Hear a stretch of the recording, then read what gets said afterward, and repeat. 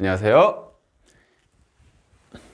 오늘 이제 매매 이제 들어가는 날이죠. 예, 계약 강론 들어가는 날인데 개인적으로 이 질문이 들어와서 한번 설명을 드려볼까 해요. 어떤 질문이 들어왔냐면 이 547조 2항 해지 해제권의 불가분성에 대해서 조금 이해를 못 하시는 분이 계시는 것 같아요. 그래서 봅시다. 이 1항에 어떤 내용이 규정이 되죠? 현재 2항만 지금 써 있는데 이 해지 해제권의 불가분성에 대해서 이제 정의를 내리는데 해지 해제를 할 때 당사자 일방 또는 쌍방이 수인인 경우에는 전원에 대해서 이렇게 해지 해제에 해야 한다는 규정을 두고 있어요. 1항에서. 즉 이런 거죠. 계약을 했는데 한쪽 편이 뭐 예를 들어서 한쪽 편만 예를 들어 볼게요. 이렇게 갑, 을병 이렇게 수인이에요. 정이랑 계약을 맺었다고 생각을 해봅시다.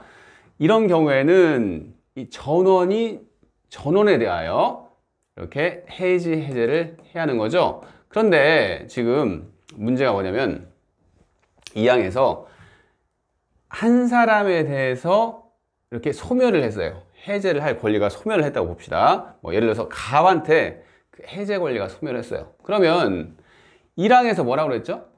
전원에 대해서 해야 하는데 지금 한 사람이 소멸을 했으니까 전원이 할 수가 없잖아요. 한쪽 편이. 그죠? 무슨 얘기인지 아시겠어요? 한쪽 편이 한 사람이 소멸을 했어요. 그러면 전원이 해야 하는데 갑이 소멸을 했으니까 전원이 할 수 없죠. 그런 경우에는 어떻게 된다고요? 이 을병도 이렇게 이 해제권이 소멸되는 것으로 이렇게 547조 2항에서는 규정을 하고 있는 거죠. 다시 한번 읽어볼까요? 당사자의 일방 또는 쌍방이 수인인 경우에 해지나 해제의 권리가 당사자 1인에 대해서 지금 제가 예를 든 것은 갑이죠. 갑에 대해서 소멸을 했어요. 그러면 전원이 안 되니까 이 전체가 뭐다? 다른 사람에게도 해지나 해제의 권리가 이게 소멸한다. 이렇게 이해를 하시면 되겠네요. 아시겠죠?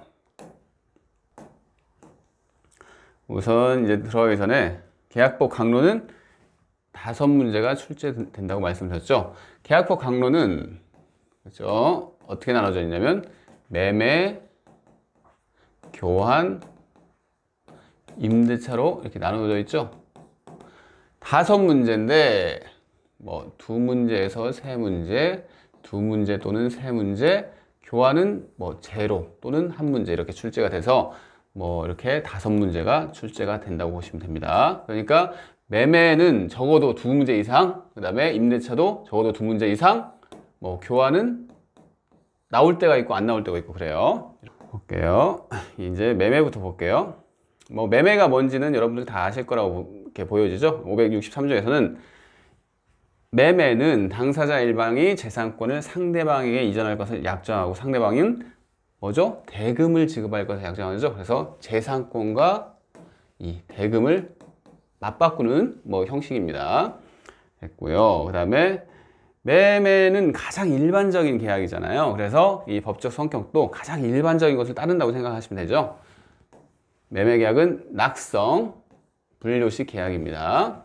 됐고요. 그래서 쌍무 계약이고 유상 계약이라는 것은 뭐 여러 번 얘기를 드렸죠. 그러니까 이렇게 이해를 하시고요. 매매의 성립부터 볼게요.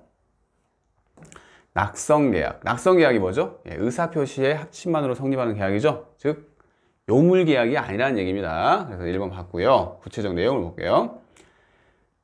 목적물과 대금은 합의사항이겠죠. 왜? 방금 조문에서 뭐다? 목적물을 재산권을 이전을 하면서 대금을 지급한다. 이게 매매라고 했잖아요. 그래서 이 목적물과 대금은 합의사항이에요. 근데 이 판례를 여러분 보신 적 있어요? 이 목적물과 대금에 대해서 뭐 반드시 구체적으로 특정할 필요는 없고 뭐다? 특정할 수 있는 방법과 기준만 마련되어 있으면 계약 체결 시에 된다는 판례 본 적 있으실 거예요. 그래서 이렇게 다시 한번 복습 차원에서 보시고요. 그 나머지 외상은 반드시 합의가 필요한 것은 아닙니다. 아시겠나요? 그 2가지, 즉 목적물과 대금에 대해서만 딱 합의가 되어야 한다는 얘기죠. 매매 예약 봅시다. 그러면 예약은 뭐죠? 장차 매매 계약을 체결할 것을 약정하는 채권 계약이에요. 한번 예를 들어볼까요? 어떤 얘기냐면 갑과 을이 있는데 이 갑이 어떤 뭐 주택이라고 할까요? 주택을 1억 원에 팔려고 물건을 내놨어요. 뭐 공인중개사 사무실에 내놨겠죠. 근데 을이 우연치 않게 그 동네를 지나가다가 뭔가 마음에 드는 주택을 발견한 거예요. 그래서 저 물건 사고 싶다 해가지고 주변에 있는 공인중개사 사무실에 들려서 저기 저 집 혹시 어떻게 지금 물건이 혹시 나온 적 있냐고 해서 물어봤어요. 근데 이 사무실에서 나온 적이 있대요. 지금 나와 있대요. 그 물건을 이 1억에. 그래서 을이 내가 이거 살 수 있겠는데 생각하죠. 그럼 내가 당장 계약할 건 아닌데 내가 이것을 예약을 걸어 놓으면 안 될까요? 이렇게 얘기를 한 거죠. 사무실에서는 뭐 괜찮은 거니까 그래서 좋습니다 해가지고 계약금을 받은 건 아닙니다. 계약금은 뭐 일반적으로 10%를 받잖아요. 그러니까 1,000만 원이나 되는 큰 금액이에요. 근데 지금 을은 그 동네를 돌아다니다가 그냥 우연치 않게 사무실에 들른 거죠. 공인중개사 사무실. 그러면서 수중에 가지고 있던 10만 원을 예약금으로 이렇게 걸어놨어요. 뭐 이런 상황이라고 생각해 봅시다. 그런데 지금 본 계약이 체결됐나요? 아니죠. 그냥 예약만 한 거예요. 그래서 을은 나중에 본 계약을 할 것을 표시를 해야 한다 이 소리입니다. 즉 자신이 예약을 했는데 본 계약을 체결할 것을 표시를 해야 돼요. 본 계약이라고 할게요. 본 계약을 체결할 것을 표시를 해야 합니다. 뭐 이런 상황이에요. 그러면 지금 아직 이 계약은 지금 갑과 을 사이에 매매 예약만 체결됐을 뿐이지 계약은 체결된 거 아니죠. 본 계약은. 그래서 이 예약은 본 계약을 체결할 의무를 부담하는 별도의 계약입니다. 아시겠나요? 볼게요. 그래서 예약을 봅시다. 구체적으로 1번 장차 매매 계약을 체결할 것을 약정하는 채권 계약이에요. 그죠? 그래서 2번 당사자의 의사의 합치. 방금 을이 사무실에 들려서 사무실에 있는 공인중개사가 갑한테 연락해서 뭐 이런 지금 을이라는 사람이 있는데 어떻게 할까? 그럼 그렇게 해주세요. 이렇게 할 거 아니에요. 즉 승낙에 의해서, 즉 계약입니다. 이것도. 그래서 청약과 승낙에 의해서 성립을 하죠. 그리고 매매계약은 채권계약이죠. 그래서 본계약을 체결할 의무를 부담하는 계약입니다. 아시겠나요? 넘어가 볼까요? 그러면 이렇게 매매계약을 했는데 그 성질이 뭔지 한번 볼까요? 1번 예약을 통하여 본계약을 체결되는 것이므로 매매계약에는 매매계약의 내용이 구체적으로 포함되어 있어야겠죠. 방금 예를 들었던 상황에서 어떤 주택에 대해서 딱 그 내용이 있잖아요. 그리고 그 주택에 대한 금액도 나와 있죠. 그래서 예약 당시부터 이렇게 구체적으로 목적물과 대금에 대해서는 그 내용이 포함되어 있어야 합니다. 됐고요. 2번 볼까요? 매매계약도 채권계약이죠. 물권계약 아니잖아요. 그죠? 그래서 타인의 물건에 대한 매매 예약도 가능합니다. 아시겠나요? 됐고요. 일방 예약과 쌍방 예약 여기서 볼게요. 예약자의 의사표시만으로 곧바로 계약이 성립되는 예약 형태로서 예약 완결권을 일방이 갖는 경우를 일방 예약이라고 하고 쌍방이 갖는 경우를 쌍방 예약이라고 합니다. 무슨 얘기냐면 이건 설명을 드려야겠네요. 방금 예를 볼게요. 뭐 똑같은 예. 그죠? 을이 예약을 한 경우죠. 둘 다 이제 예약을 했죠. 예약을 했는데 매매 예약을 했어요. 그런데 이 을이라는 사람이 예약을 완결을 할 의사를 표시를 해야겠죠. 그걸 예약 완결권이라 하는데 갑도 예약 완결권을 갖나요? 이 경우에? 아니죠. 갑은 어차피 자기가 팔려고 내놓은 거고 을이 마음이 변할 수가 있겠죠. 당연히 뭐 10만 원밖에 안 걸어놨는데 이러면서 그냥 없는 걸로 쳐야겠다 이렇게 할 수 있잖아요. 그래서 이 예약을 누가 완결을 시키는 거죠? 을이라는 사람이 완결을 시키죠. 그러니까 매수인이 될 예약에 대한 매매 예약에 대한 이 매수인이죠. 매수인이 될 사람이 이 사람이 예약 완결권을 갖는 경우죠. 그래서 둘 다 갖는다고요. 예약 완결권을. 지금 이 경우에는 한 사람이 갖죠. 이런 경우를 일방 예약이라고 합니다. 아시겠나요? 그래서 별일이 없으면 한쪽만 이렇게 예약 완결권을 갖는 경우가 좀 일반적이에요. 그래서 한번 볼게요. 564조 볼게요.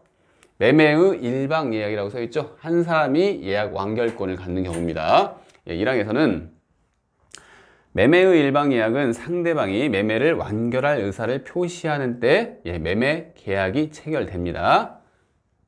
이 매매를 완결할 의사를 표시하는 이게 매매 예약 완결권이라고 하는 거예요. 2항 볼까요? 전항의 의사표시의 기간을 정하지 아니한 때는 예약자는 상당한 기간을 정하여 매매 완결 여부의 확답을 상대방에게 최고할 수 있다. 3항까지 읽어볼게요. 예약자가 전항의 기간 내에 확답을 받지 못한 때는 예약은 그 효력을 잃는다. 뭐 당연한 얘기죠. 방금 봤던 예에서 갑과 을이 지금 매매 예약 상태인데 을이 예약 완결권을 행사를 해야지 계약이 체결되는 거 하잖아요. 그죠? 근데 이 을이라는 사람이 뭐 예약을 해놨는데 그 이후에 아무런 얘기를 없어요. 그런 경우에는 갑은 이거 어떻게 된 거지? 사실 물어볼 수가 있겠죠? 이게 뭐라고요? 상대방에게 그 의사표시를 물어볼 수 있는 겁니다. 최고입니다. 최고. 최고를 해요. 너 어떻게 할래? 예약했는데. 이렇게 물어볼 수 있다는 거죠. 했는데 뭐다? 최고를 하면서 언제까지 예약 완결을 할지를 표시를 해줬으면 좋겠어. 이렇게 했었을 거 아니에요. 근데 이 사망에서 보면 그 기간 내에 확답을 받지 못한 때는 어떻게 된다고요? 그 예약은 효력을 잃겠죠. 그 얘기를 이렇게 564조에서 표현을 하고 있습니다. 그러면 매매 예약 완결권에 대해서 볼게요. 매매 예약을 하면 일방 또는 쌍방은 매매 예약 완결권을 보유를 하죠. 방금 같은 경우에는 을만이 보유했죠. 그죠? 매매 예약 완결권이란 상대방에게 매매 예약 완결의 의사표시를 하면 뭐다? 곧바로가 이제 포인트예요. 곧바로 매매 계약이 성립시키는 권리를 매매 예약 완결권이라고 합니다. 법적 성격 볼게요. 매매 예약 완결권은 행사에 의하여 법적 효과가 바로 부여되므로 형성권이겠죠. 한번 볼게요. 방금 갑과 을 여기 그려져 있네요. 갑과 을이 내가 매매 예약 완결권을 행사를 해야겠어요. 행사를 했어요. 그러면 어떻게 된다고요? 갑과 을의 매매 계약이 바로 성립이 되는 겁니다. 그래서 이 매매 예약 완결권 뭐라고요? 형성권이라는 얘기죠. 됐어요. 판례 볼게요. 그러면 1번 볼게요. 매매의 예약은 당사자의 일방이 매매를 완결할 의사를 표시한 때에 매매의 효력이 생기는 것이므로 적어도 일방 예약이 성립하려면 그 예약의 터자와 맺어질 본계약의 요소가 되는 목적물이나 뭐 이전 방법이나 금액이나 뭐 이런 것들이 확정되어 있거나 확정될 수 있는 구체적 기준이 있어야 한다는 얘기죠. 됐어요. 매매 예약을 하면서 이렇게 두리뭉실하게 하면 안 된다는 얘기죠. 구체적으로 이렇게 정해져 있어야 한다는 얘기입니다. 2번 볼게요. 매매 예약이 성립한 후에 상대방의 매매 예약 완결의 의사표시 전에 목적물이 멸실 기타 사유로 이전할 수 없게 되었어요. 그러면 목적물이 이렇게 멸실됐으면 매매 예약 완결권을 행사할 수 있을까요? 안 되게 할 수 없겠죠. 그래서 예약 완결권의 행사가 불능이 돼버린 거죠. 이렇게 된 경우에 이행 불능이 됐어요. 예약 완결권 행사가 이행 불능 후에 상대방이 매매 예약 완결의 의사표시를 하여도 매매의 효력은 당연히 생기지 않겠죠. 완결권이 불능이 됐기 때문에 불능이 된 상태에서 행사한다고 하더라도 매매가 체결되는 거 아닙니다. 3번 볼까요? 백화점 점포에 관하여 매매 예약이 성립한 이후에 이때 3번 판례는 일시적으로 이게 포인트입니다. 일시적으로 법령상의 제한으로 인하여 분양이 금지되었다가 다시 그러한 금지가 없어졌대요. 일시적이라는 얘기죠. 이런 경우에는 매매 예약 완결권 행사가 이행 불능이 된 건 아니겠죠. 잠깐 금지가 된 거니까. 됐어요. 이것도 기출이 다 된 내용들이네요. 이거 다. 그러면 그 밑에 지금 매매 예약 완결권의 지금 성격에 대해서 보고 있죠. 이 매매 예약 완결권도 재산권이겠죠. 그죠? 그래서 양도상속이 가능합니다. 예를 볼까요? 예약 매수인이 예약 매수인의 지위를 이전하면서 매매 예약 완결권도 같이 양도해야 뭐 이런 경우죠. 갑과 을이 지금 매매 예약을 했어요. 근데 이게 예약 완결권은 지금 을이 가지고 있는데 상당히 괜찮은 물건이에요. 만약에 지금 매매 예약을 체결한 어떤 물건이. 근데 이 병이라는 사람이 을한테 내가 좀 이거 샀으면 좋겠는데 이렇게 할 수도 있을 거 아니에요. 그래서 을과 병이 계약을 맺는 거죠. 뭐죠? 어떤 계약이죠? 그래, 네 병이 응? 갑의 물건을 대신 사라 하면서 지위 이전을 하면서 뭘 같이 넘겨주는 거죠? 이 예약 완결권도 병한테 넘겨주는 형식이죠. 그죠? 이렇게 할 수 있다는 얘기죠. 됐고요. 예, 그리고 뒤에 보면 예약 매수인의 사망 시 매매 예약 완결권은 상속인에게 당연히 승계되겠죠. 만약에 을이 죽었는데 을에 상속인 병이 있다고 해보세요. 그럼 병이 당연히 이 예약 완결권을 상속을 하는 경우겠죠. 됐습니다. 재산권이에요. 그러니까 포인트는 그래서 양도 상속이 가능합니다.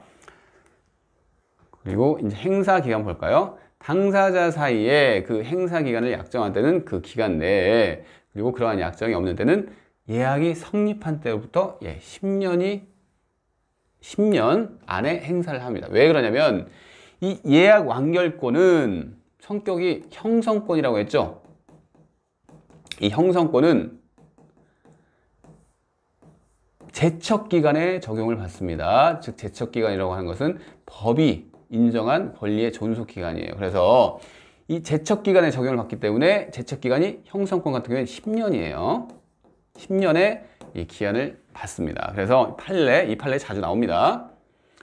일종의 형성권이죠. 그래서 그 행사기간을, 당사자끼리 행사기간을 약정했어요. 우리는 5년 안에 이 예약 완결권을 행사하도록 하자 하면 그 기간을 따라야겠죠. 당연히. 그래서 그 기간 내. 하지만 그런 기간이 약정이 없어요. 그러면 형성권에 포인트를 넣어서 뭐라고요? 10년. 예약이 성립한 때로부터 바로 10년 안에 이렇게 행사를 해야 한다는 어떤 제한이 있습니다. 됐어요. 그리고 예약 목적물인 부동산을 먼저 인도를 받은 경우라고 하더라도 예약 완결권을 행사를 안 했어요. 그런 경우는 행사 기간 내에 행사를 해야 하는데 완결권을 제척기관이 도과해버리면 소멸합니다. 설령 인도를 받았다고 하더라도요. 됐어요. 그리고 2번 볼까요? 예약 완결권의 제척기간의 도과 여부는 지금 제척기간이잖아요. 제척기간은 법이 인정하는 권리 존속기간이라고 했으니까 법이 인정을 하죠. 그렇기 때문에 뭐죠? 법원에서 직권으로 알아서 조사를 해야 하는 상황입니다. 그러니까 무슨 지금 어떤 분쟁이 생겼는데 이 예약 완결권이 존속하느냐 여부에 대해서 지금 분쟁이 생겼어요. 만약에 지금 법원에서 분쟁을 풀고 있는데 그거에 대해서 어떻게 한다고요? 당사자가 막 입증을 해야 한다고요? 아니고 법원이 알아서 직권으로 조사해야 하는 상황이죠. 그래서 이에 대한 당사자의 주장이 없더라도 어떻게 된다고요? 반드시 법원은 이것을 조사를 해야 합니다. 또 기출이 된 내용이네요. 그리고 이제 매매의 일방 예약 봅시다. 매매의 예약은 당사자의 특약이 없는 한, 매도인도 예약을 할 수 있고 완결권을 행사할 수 있고 매수인도 완결권을 행사할 수 있다. 이런 특약이 없는 한 뭐라고요? 일방 예약으로 추정이 되죠. 그리고 이 최고권은 제가 설명을 드렸어요. 최고를 하고 그 기간 내에 확답을 못 받으면 효력을 잃는다고 말씀을 드렸죠. 됐고요. 이제 여기까지 이제 몸을 푸셨다고 생각하고 계약금 배약은 거의 매년 한 문제가 출제되는 부분이죠. 잘 보셔야 돼요. 565조 봅시다. 1항에서 매매의 당사자 일방이 계약 당시에 금전 기타 물건을 계약금 또는 보증금 등의 명목으로 상대방에게 교부한 때에는 당사자 간에 다른 약정이 없는 한 당사자 일방이 이행에 착수할 때까지 교부자는 이를 포기하고 수령자는 그 배액을 사용하여 매매계약을 해지할 수 있습니다. 이런 조문이 있는데 갑과 을이 매매 계약을 했어요. 부동산에 대해서 매매 계약을 했다고 해봅시다. 건물 매매 계약을 했어요. 했는데 우리가 이렇게 매매 계약을 하면서 주로 뭘 하죠? 제일 처음에 계약을 할 때 계약금을 주죠. 지금 이걸 배우고 있는 거예요. 주로 10% 이렇게 주잖아요. 그죠? 지금 이 얘기를 하고 있는 겁니다. 그래서 계약 당시에 계약이 체결된 상태예요. 계약 당시에 금전 기타 물건을 계약금, 보증금 명목. 그러니까 계약금이라고 꼭 안 하고 보증금이라고 했다고 하더라도 이것은 계약금으로 생각하면 된다는 얘기죠. 그 얘기를 한 겁니다. 됐어요. 계약금이 뭔지는 다 아실 거예요. 그죠? 계약을 할 때 계약금을 주는 거죠. 근데 그 계약금의 이 법적 성질에서 시험이 잘 나옵니다. 계약금을 주는데 1억 부동산인데 1,000만 원을 이렇게 계약금으로 건넸어요. 이 계약금이 과연 계약금 계약이에요. 이것도 계약금 계약이 어떤 성질을 갖는지 봅시다. 이것도 자주 봤던 내용인데 종된 계약이에요. 뭐의 종된 계약이죠? 주된 계약의 종된 계약입니다. 주된 계약, 여기서 뭐죠? 매매 계약을 하면서 계약금 계약을 별도로 맺은 거예요. 아시겠나요? 그러니까 매매 계약 안에 그냥 계약금을 주나 보다 이게 아니고 계약금 계약입니다. 아시겠나요? 그래서 이 계약금 계약은 매매 계약의 종된 계약이라고 얘기를 하는 겁니다. 아시겠나요? 이거 잘 보세요. 자주 출제되는 지문입니다. 따라서 주된 계약이 실효됐어요. 즉 주된 계약, 매매 계약이 만약에 무효되거나 취소되거나 해제가 됐어요. 그러면 어떻게 되죠? 이 계약금 계약도 당연히 종된 계약이기 때문에 실효됩니다. 아시겠죠? 2번 볼게요. 종된 계약이라 하더라도 반드시 주된 계약과 동시에 체결되어야 하는 것은 아니죠. 그래서 먼저 매매 계약을 맺었는데 이 날짜가 11월 1일이에요. 매매 계약을 맺은 날짜가. 근데 계약금은 막 어떤 자금 사정 때문에 11월 15일 날 계약금을 이렇게 갑에게 교부할 수 있겠죠. 즉 뭐다? 주된 계약 할 때 하는 게 아니라 이렇게 나중에 해도 상관없다는 얘기죠. 그죠? 주된 계약 체결 후에 계약금 계약이 체결되더라도 무방합니다. 됐고요. 그리고 계약금 계약은 요물 계약이에요. 요물 계약이 뭐죠? 물건을 필요로 하는 계약이죠. 즉 계약금을 주면서 계약금 계약이 체결되는 겁니다. 즉 돈을 주면서. 그래서 계약금 계약은 금전 기타 유가물의 교부를 계약의 요건으로 하는 요물 계약이죠. 그죠? 그래서 금전 기타 유가물의 교부가 없는 계약금 계약은 계약금 계약이 체결된 건 아닙니다. 됐어요. 뭐 여기까지는 여러분들이 많이 들어봤던 내용이니까 아실 거라고 보고 이제 계약금의 기능을 볼게요. 증약금. 이 증이라고 하는 것은 증거라고 하는 거야. 증거. 즉 계약금이 교부됐다는 얘기는 뭐라고요? 계약이 체결됐구나 이렇게 증거로서 삼을 수 있다는 얘기죠. 그래서 계약금 교부는 계약 체결의 증거로서 기능을 합니다. 그래서 증약금, 계약금이 교부됐다는 것은 별도의 특약이나 입증이 없어도 언제나 인정되는 기능이죠. 그래서 계약금이 들어갔으면 뭐 그 계좌이체한 걸 딱 보여주면 계약이 체결됐구나. 법원에서는 그렇게 인정을 한다는 얘기죠. 그래서 별도의 특약 이런 거 필요 없습니다. 이 해약금, 지금 우리 법조문 한번 읽고 시작했죠. 해약금에 대해서는 우리 민법에서 규정을 하고 있죠. 이것은 바로 뒤에 볼 거예요. 그러면 지금은 위약금에 대해서 봅시다. 이런 상황을 봅시다. 지금 갑과 을이 이런 부동산에 대해서 이게 1억인데 계약금을 이렇게 1천만 원을 지금 지급을 했다고 볼게요. 했는데 이 지금 계약금이잖아요. 이 계약금에 대해서 우리 민법에서 뭐라고 했죠? 해약금으로서의 기능은 바로 인정이 돼요. 별도의 특약이 없는 한. 그런데 만약에 이 계약금을 위약금으로 하는 특약을 할 수도 있어요. 아시겠나요? 이것은 특약이 있어야 돼요. 갑과 을 이 당사자 사이에 별도의 특약이 있어야 한다는 얘기죠. 그죠? 이 해약금으로 한다는 것은 별 얘기가 없으면 해약금으로 인정이 되는 거고, 이 위약금은 별도로 이 당사자가 우리 이걸 특약을 맺어서 위약금으로 하자 이렇게 특약이 있어야 한다는 얘기죠. 그래서 일반적으로는 특약이 없는 경우도 많이 있겠죠. 그죠? 특약을 해야 하니까. 읽어볼까요? 계약금이 교부된 경우에 별도의 위약금 특약이 있는 경우에 한해서 그것을 위약금으로서의 기능을 가지죠. 그래서 위약금 특약이었으면 실제 손해를 증명하여 손해배상을 청구하여야 합니다. 이거 무슨 얘기인지 잘 모르실 텐데 한번 예를 들어 볼게요. 갑과 을이 우리 어제 배웠던 이제 해제에 관련된 예를 들어봅시다. 1억 이렇게 하면서 중도금을 이 매수인 을이 지급을 해야 하잖아요. 그죠? 매수인 을이 이렇게 지급을 해야 하는데 지금 계약금은 준 상태예요. 이렇게 계약금이 1천만 원 들어간 상태입니다. 그 상태에서 매수인이 중도금을 이제 어떤 날짜에 지급을 해야 하는데 중도금이 3천이라고 할게요. 이걸 지급을 안 해요. 그러면 갑은 뭘 할 수가 있죠? 아, 이행지체구나 이러면서 이행의 최고를 하고 이행을 최고를 했는데 을이 이행을 안 하면 계약을 해제할 수 있죠. 해제를 했으면 해제 효과가 뭐가 있죠? 원상 회복을 해야 하잖아요. 그죠? 그죠? 원상 회복을 해야 하는데 원상 회복이 뭐죠? 받은 거 있으면 다 돌려주는 거죠. 갑이 계약금을 받았죠.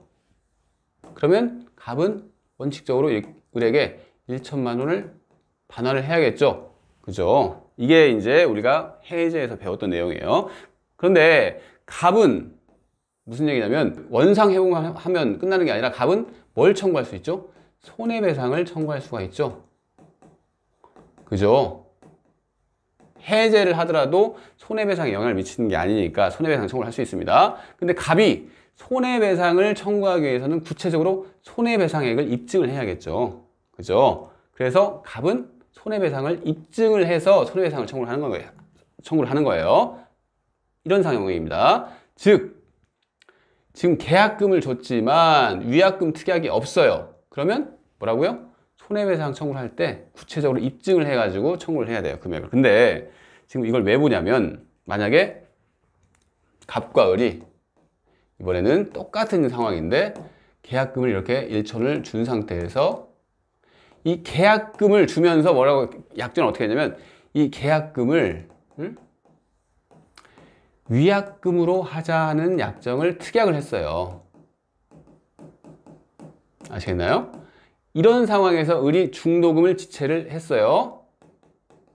그러면 갑은 뭐 여차여차해가지고 해제를 했겠죠.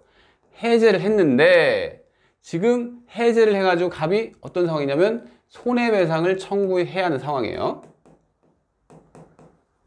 근데 이 위약금 특약이 있죠. 그래서 위약금 특약 때문에 이 갑은 그래 네가 약속 위반을 했으니까 이게 손해배상으로 이렇게 내가 취할 거야 이렇게 할 수 있다는 얘기입니다. 아시겠나요? 이제 이게 한번 중요한 내용이니까 한번 더 볼게요. 2번부터 봅시다. 계약금을 위약금으로 한다는 특약이 있어요. 방금 예를 들었죠? 이런 특약이 있는데 398조라는 조항이 있는데 위약금의 약정은 뭐라고요? 손해배상액의 예정으로 추정을 한대요. 그러면 방금 봤던 그 갑과 을 사례에서 을이 해제를 하고 이 갑은 손해배상을 청구를 하는데 지금 위약금 특약 있잖아요. 근데 위약금 특약이 뭐라고요? 위약금의 약정은 손해배상액의 예정으로 추정을 합니다. 그러면 손해배상액의 예정이라는 얘기는 이 갑이 손해배상을 청구할 때 손해배상액의 증명을 필요로 하는 게 아니라는 얘기입니다. 왜냐? 손해배상액이라는 거예요. 그 약정이. 아시겠나요? 한번 볼까요? 계약금을 위약금으로 한다는 특약이 있어요. 그럼 뭐라고요? 398조 사항 이 조문에 따라서 손해배상액의 예정으로 추정을 합니다. 그 금액을. 즉 1천만 원을 손해배상액의 예정으로 추정하는 거예요. 그러면 구체적인 손해배상의 입증이 없어도 이런 특약이 없으면 갑이 손해배상을 청구할 때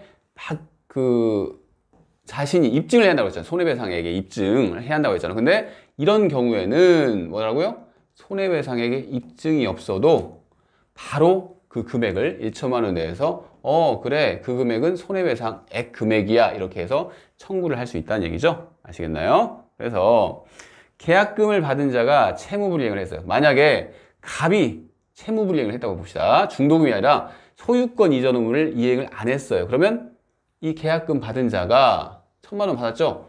1,000만 원 당연히 돌려줘야 하는 거고 을한테 1천을 더해서 줘야겠죠?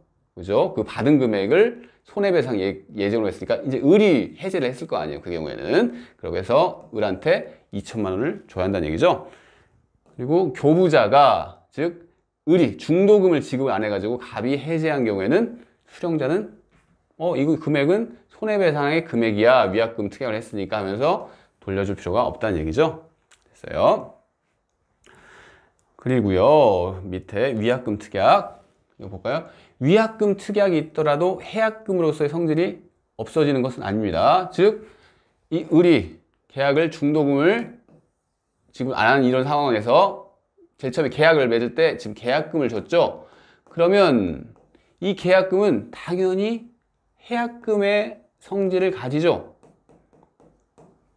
그죠? 계약을 깨고 싶으면 그냥 이 해약금을 이 을이 그냥 갑한테 너 그냥 가져라 이렇게 하면 계약이 깨지잖아요. 그 기능과 지금 뭐죠? 별도로 위약금 특약을 맺은 기능은 같이 가는 겁니다. 아시겠나요? 그래서 해약금으로서의 성질이 없어지는 것은 아닙니다. 볼게요. 판례. 유상계약을 체결함에 있어서 계약금이 수수가 됐어요. 그러면 계약금은 당연히 법에서 해약금 성질을 가지고 있다고 했잖아요. 그죠? 그래서 이를 위약금으로 하기로 하는 특약이 없는 이상 계약이 당사자 일방의 규칙사로 인하여 해제되었다고 하더라도 상대방은 계약 불이행으로 입은 실제 손해만을 배상받을 수 있을 뿐이죠. 그죠? 특약이 없는 경우에 위약금 특약이 없어요. 그러면 입증을 해가지고 실제 손해만을 청구를 해야겠죠. 그래서 실제 손해만을 배상할 수 있을 뿐 계약금이 위약금으로서 상대방에게 당연히 귀속되는 것은 아니겠죠. 됐어요. 그럼 이제 해약금에 의한 계약 해제를 볼게요. 565조에서 1항은 다시 한번 읽어보겠습니다. 매매 후 당사자 일방이 계약 당시에 금전, 기타 물건을 이렇게 계약금 또는 보증금 등의 명목으로 상대방한테 교부를 했어요. 당사자 간에 다른 약정이 없는 한, 이것도 한번 줄 쳐볼까요? 당사자의 일방이 이행에 착수할 때까지, 이게 제일 중요하죠? 이행에 착수할 때까지 교부자는 이를 포기하고 수령자는 그 계획을 상환하여 매매 계약을 해제할 수 있습니다. 이 항에서 제551조의 규정은 전항의 경우에 이를 적용하지 아니한다. 551조의 규정이 뭐냐면 손해배상 규정입니다. 됐어요. 그러면 여러분들이 방금 배웠던 그 위약금 배우셨잖아요. 위약금은 특약이 있을 경우에만 인정이 되죠. 근데 이 해약금은 특약 같은 거 필요 없이 그냥 인정이 됩니다. 아시겠나요? 특약이 필요 없는 거예요. 그래서 여러분들이 혼동하시면 안 되는 게 그럼 당사자 간의 다른 약정 이건 뭔가요? 이것은 해약금으로 하기로 하는 특약이 없어도 그냥 인정이 되는데 당사자 간에 뭐다? 배제 특약을 통해서 배제는 할 수 있는 겁니다. 차이점 아시겠나요? 즉 위약금은 적극적이죠. 특약이 있을 때만 인정이 되는 거고 해약금은 뭐다? 그냥 인정이 되는데 배제할 수 있는 특약은 둘 수 있다. 차이점이 좀 있는 거죠. 됐어요. 한번 이 565조 포인트를 한번 잡아볼게요.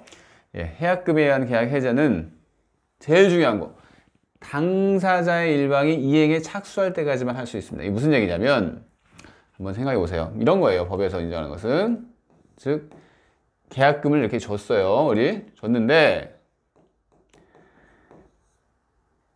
지금 계약금을 준 시점이 이 시점이라고 봅시다.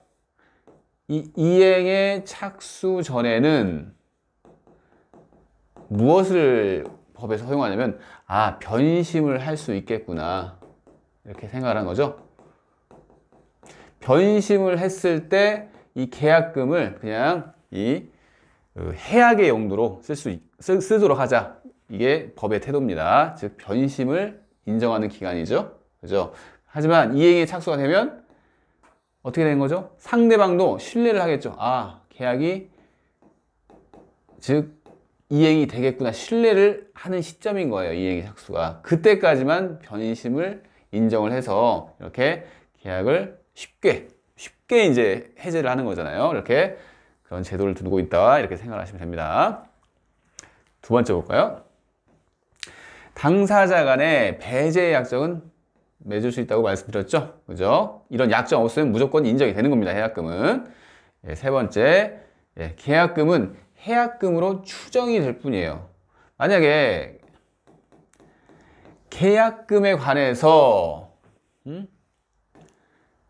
이게 해약금이 되는지 여부가 문제가 됐어요. 즉 한쪽은 우리는 배제 특약을 했다 이렇게 얘기를 할 수도 있고, 한쪽은 그게 아니고 우리는 배제 특약 안 했다 이렇게 얘기를 할 수가 있잖아요. 그런 경우에 추정을 할 뿐입니다. 그래서 추정이라는 건 뭐냐면 반대 사실을 입증을 하면 추정이 깨질 수가 있다는 얘기죠. 그죠? 추정이 되는 거예요. 즉 배제 특약을 주장하는 사람의 손을 들어줄 수도 있다는 얘기입니다. 입증을 잘하면. 네 번째 볼까요? 계약금에 의한 해제 시 손해배상 청구의 문제는 발생하지 않는다는 조문을 이 항에서 두고 있죠. 그 이유가 왜 그러죠? 해약금에 의한 해제는 어떻게 보면 그냥 변심됐으니까, 마음이 변했으니까 이렇게 해제를 하는 거지 채무 불이행에 따른 해제가 아닙니다. 그래서 손해배상 청구 문제는 발생하지 않습니다. 이 행사 요건은 그냥 설명드린 그대로인데 제일 중요한 게 뭐냐면 이 디귿번이에요. 그죠? 이행의 착수 시점을 어느 때로 할 것인가에 대해서 판례가 이렇게 많이 쌓여 있습니다. 그러니까 이 이행 착수의 의미를 잘 기억을 하셔야겠죠? 볼게요. 1번 볼게요. 해약금에 의한 해제권 행사의 시기를 당사자 일방이 이행에 착수할 때까지로 제한한 이유는 당사자가 이행에 착수한 때는 필요한 비용을 지출했을 것이고 또 계약이 이행될 것으로 뭐죠? 기대를 하는 거죠. 그죠? 기대를 하기 때문에 그런 상태에서 해제된다면 손해를 입기 때문에 시점을 제한한다 이 소리죠. 그죠? 그래서 시점을 언제까지? 당사자 일방이 이행에 착수할 때까지죠. 둘 중 하나라도 이행에 착수하면 더 이상 해약금에 의한 해제는 할 수 없습니다. 2번 볼게요. 이행에 착수하였다고 하면 반드시 계약 내용에 들어맞는 이행의 제공에까지 이르러야 하는 것은 아니지만, 봅시다. 객관적으로 외부에서 인식할 수 있을 정도로 채무 이행 행위의 일부를 행하거나 또는 이행에 필요한 전제 행위를 행하는 것으로, 잘 한번 뉘앙스를 이해를 해보세요. 단순히 이행의 준비만 해요. 준비를 이행의 착수로 안 보는 거죠. 그죠? 그러니까 이걸 여러분들이 이렇게 생각하시면 되겠죠. 그러니까 이행의 완전한 제공, 이행의 제공이라는 건 완전한 제공이에요. 그러니까 이행의 완전한 제공이 여기라고 한다면 이행의 일부를 제공하거나 아니면 제공과 이행의 그 일부를 제공하는 이 시점과 아주 밀접하게 관련된 어떤 준비만으로 안 되고 뭐죠? 전제적인 행위, 전제 행위죠. 이 정도를 보다 이행의 착수로 생각하는 겁니다. 준비는 그 전 단계라고 생각을 하는 거예요. 그래서 이행의 착수를 인정 안 합니다. 알겠죠? 2번 볼게요. 매매계약 당시 매수인이 중도금 일부의 지급에 가름하여 매도인에게 제3자에 대한 대여금 채권을 양도하기로 약정하고 그 자리에 제3자도 참석한 경우에 일부 이행에 착수하였으므로 해자권을 행사할 수 없다. 이건 설명을 한번 들어볼게요. 이런 상황이죠. 지금 갑이라는 사람이 매도인이고요. 을이 매수인이에요. 근데 우리가 언제까지 해제권 행사가 가능하다고요? 해약금에 의한 해제, 계약금. 지금 계약금은 벌써 지급된 상태예요. 그러면 이 계약금을 해약금으로 쓰기 위해서는 시간적으로 보면 이행의 착수라는, 그죠? 이행의 착수되기 전에만 해제권을 행사할 수 있잖아요. 그죠? 그러면 대표적인 이행의 착수가 뭐냐면 중도금의 지급이에요. 매수인이 중도금을 이렇게 지급을 하면, 중도금이라는 것은 대표적인 이행의 착수겠죠. 그래서 중도금 지급 전까지만 해약금에 의한 해제가 가능한 거죠. 그런데 지금 사안에서는 어떤 상황이냐면 을이라는 사람이 병에게, 즉 매수인의 채무자예요.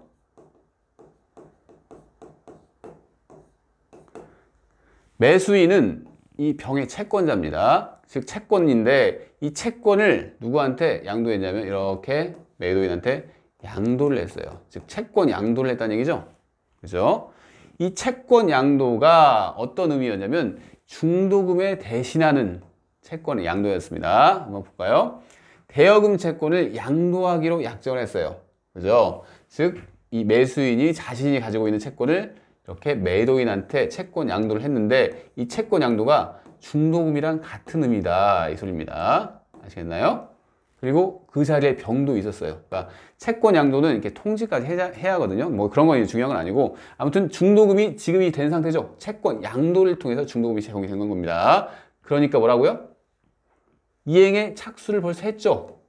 그러면 이 부분에서 해약금에 의한 해제를 가능한데 계약금을 통해서 지금 이 부분이 돼버린 거죠. 그러니까 안 된다는 얘기죠. 해약금에 의한 해제가 안 된다는 얘기입니다. 됐어요. 읽어보시고요. 그러면 다음 판례 보겠습니다. 매도인이 매수인에 대하여 매매계약의 이행을 최고하고 매매 잔대금의 지급을 구하는 소송을 제기한 것만으로는 이행에 착수한 것으로 볼 수 없다. 이것도 기출을 했죠. 혼동하시면 안 돼요. 지금 이행의 착수가 무언지에 대해서 지금 판례를 보는 거잖아요. 이행의 착수는 뭐라고요? 이행의 일부를 제공하거나 또는 그 이행과 아주 밀접한 전제 행위를 한 경우를 이행의 착수라고 보는 거죠. 그런데 3번 판례 보면 매도인이 매수인에 대해서 이행을 최고만 했어요. 그리고 또 뭐 했죠? 소송을 제기만 했습니다. 이게 이행인가요? 아니죠. 그 전제행인가요? 그것도 아닙니다. 단순히 그냥 이행을 하라고 이렇게 최고를 한 거예요. 그리고 소송을 한 거고. 그래서 이행의 착수가 아닙니다. 뭐라고요? 착수를 안 했으니까 해제권, 해약금에 의한 해제권 행사 가능하다는 얘기죠. 4번 볼게요. 4번도 기출된 지문입니다. 자주 나와요, 이건.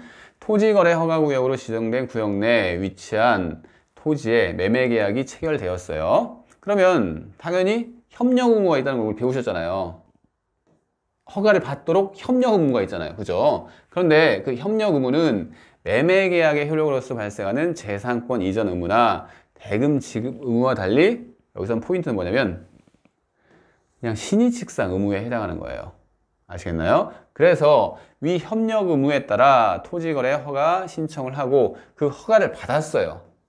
하지만 이 허가를 받은 게 어떤 의무라고요? 단순히 신의칙상 의무입니다. 그래서 당사자 쌍방 모두 매매계약의 효력으로서 발생하는 의무를 이행하였거나 이행에 착수하였다고 할 수 없으므로 해약금에 의한 해제가 가능합니다. 아시겠나요? 무슨 얘기냐면 이것도 자주 나오니까 한번 봅시다. 토지거래 허가를 받은 다음에 그죠? 그 다음에 본계약 이 매매계약이 있는 거죠. 그죠? 이 허가를 받아야지 이걸 할 수 있습니다. 그래서 이 허가를 받는 것은 단순히 어떻게 보면 이 매매계약의 전 단계의 의무고 신익칙상 협력 의무가 있는데 그건 신익칙상 의무예요. 그래서 설령 허가를 둘이 협력을 해서 받았어요. 받았다고 하더라도 이 매매계약의 이행, 주로 이행하면 이행에 착수하면 여러분들이 쉽게 생각하는 것은 그냥 중도금, 뭔가 이행, 그 매매계약 자체의 이행이잖아요. 중도금을 지급한다는 것은. 그래서 이 중도금 지급 정도는 돼야지 이행이 착수인데 이것은 전 단계의 의무이고 단순히 둘이 갑과 을이 있으면 신의칙상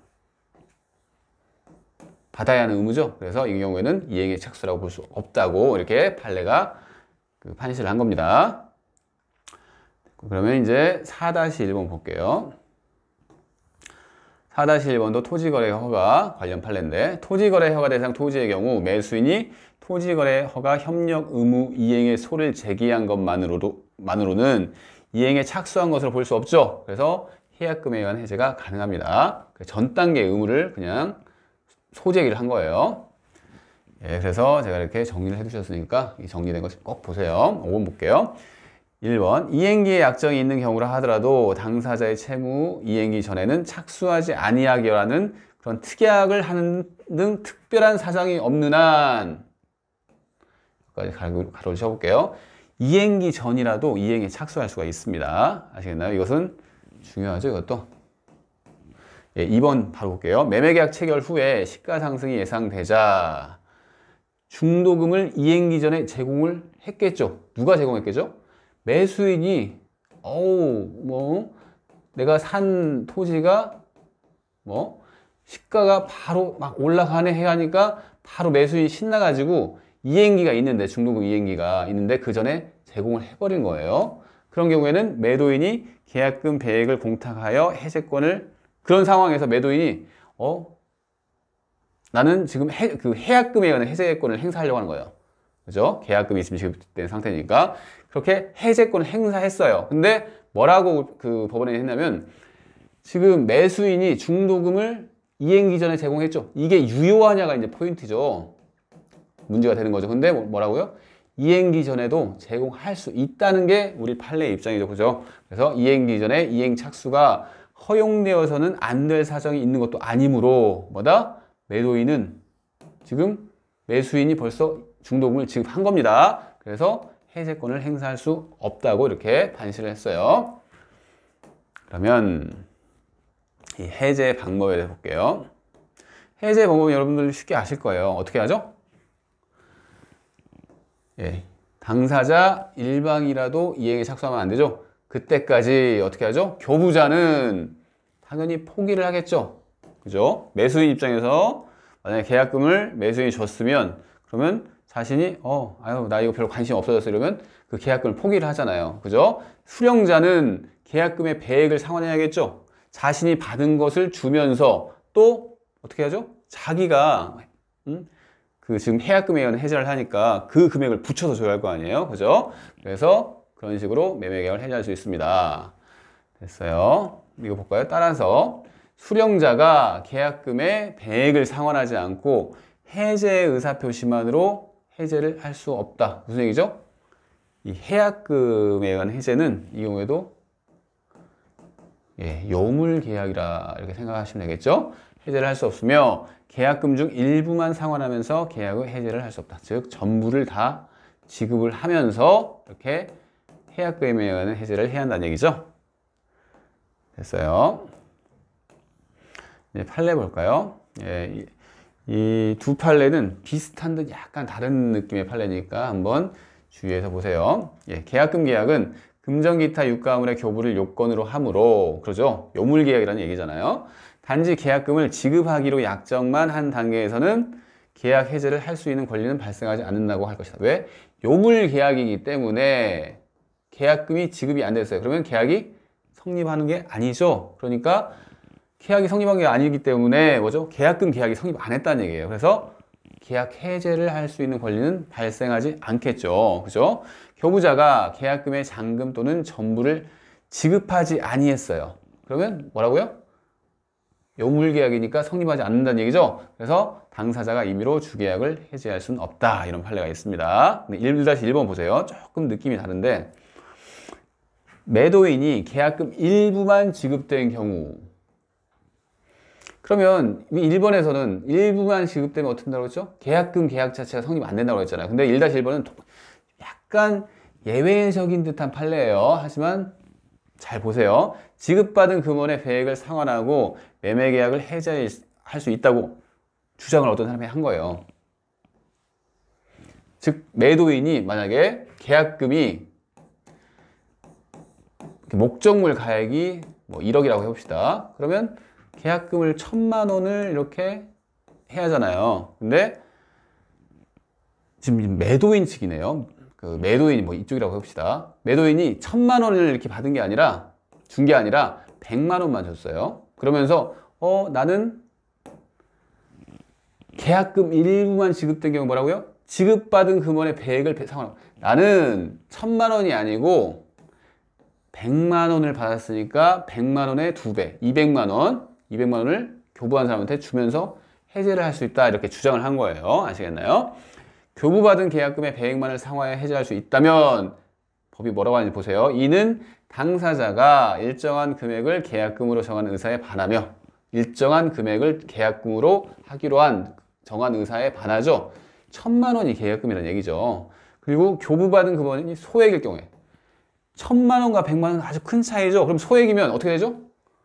그냥 아주 쉽게 계약을 체결한다면 아주 쉽게 계약을 깰 수 있다는 얘기죠. 그래서 사실상 계약을 자유로이 해제할 수 있어 계약의 구속력이 약화되는 결과가 발생을 하겠죠. 그래서 이게 부당합니다.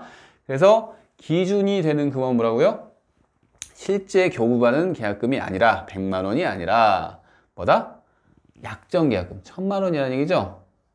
그렇게 봄이 타당하므로 매도인이 계약금 일부로서 지급받은 금원의 배액을 상환하여 해제할 수는 없다. 그죠?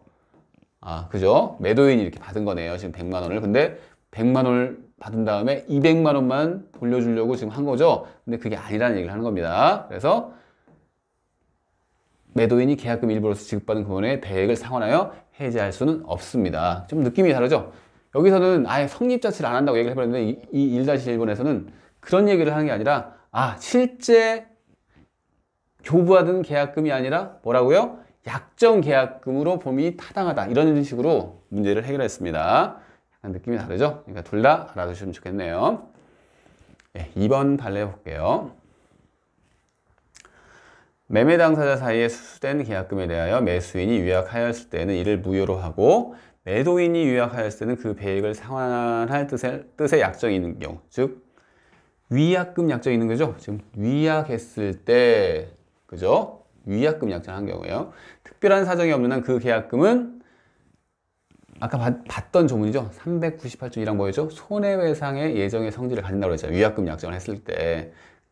뿐만 아니라가 중요하죠. 민법 제565조 소정의 해약금의 성질도 가진 것으로 볼 것이다. 설명드렸죠. 즉 위약금 특약이 있다고 해서 해약금 성질이 없어지는 거 아닙니다. 둘 다 갖는다 이 소리죠. 그 얘기를 하는 거예요. 2번 볼게요.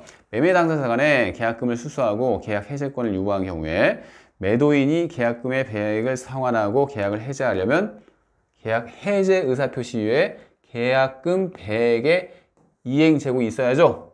그런데 여기까지는 알겠는데 상대방이 이를 수령하지 아니하였어요. 지금 배액 제공을 했는데 상대방이 수령을 안 했어요. 그러면 배액 제공한 게 아닌가요? 아니죠. 배액 제공한 겁니다. 제공을 한 거예요. 그래서 뭐라고 했냐면 지금 공탁은 안 했어요. 그러니까 법원에 공탁하는 제도가 있잖아요. 근데 공탁을 하지 아니하였다고 하더라도 이 제공을 한 것이 유효하다는 얘기죠. 그래서 공탁을 하여야만 유효한 것은 아니라는 판례입니다. 아시겠나요? 공탁을 필요로 한 것은 아니에요. 됐고요. 그러면 이제 해약금에 의한 해제 효과에 대해 봅시다.